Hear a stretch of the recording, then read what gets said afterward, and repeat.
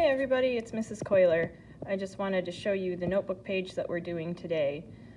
So just like how we looked at the equation for kinetic energy to tell us what's important for kinetic energy and how to calculate it, we're going to do the same thing with potential energy. So I need you to make a notebook page that looks like this. And if you can't quite read my handwriting, it is also on Google Classroom. So take a look at the slides presentation in Google Classroom for that. So you need to write the equation at the top and label the equation. So PE, of course, is potential energy, M is mass, G is the acceleration due to gravity. So that's just how, that's the acceleration at which something falling, that's how much it'll speed up. And then we've got H is height.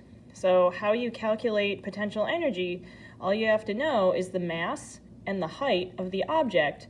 You multiply those together and then multiply them by 9.8 because that's the acceleration due to gravity.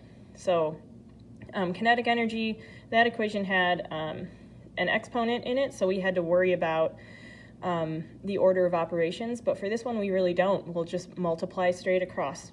So on the left side of the bottom, I need you to find an item. Or well, you don't even have to find the item. Just think of an item that you think is kind of neat. It could be a basketball. It could be a pencil. It could be a horse. I don't know. A car. Whatever you want. And you need to think of 3 different heights for that item. And you need to calculate the potential energy at each height. So you need to label what the height is, say what the item is, what the mass is, and then show me the equation and calculate it out. So let's say it's a 5 kilogram medicine ball. And keep in mind, you need to be Googling for kilograms and then thinking about meters for height.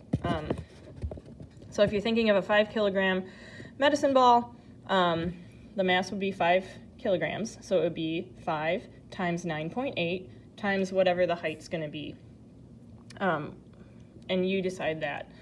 So you'll do the math for that. Make sure that you explain the situation here and do the calculations. On this side, you're going to calculate mass. So think of you're going to change the mass, I'm sorry. So think of any group of items. It could be different cars. It could be, again, different horses.